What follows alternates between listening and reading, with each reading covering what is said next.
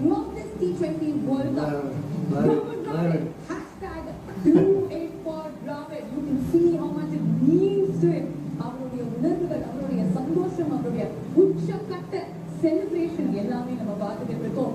What a star he has been, what a champion he has been.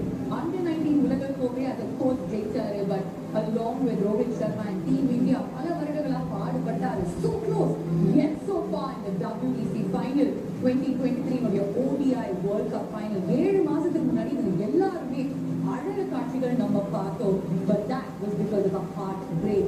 Cut to 7 months India is about. இந்த நாளுடைய ஆரம்பத்துல சீதா ரொம்ப எல்லாருடைய பிரார்த்தனையும் இன்னைக்கு நிறைவடைகிறது.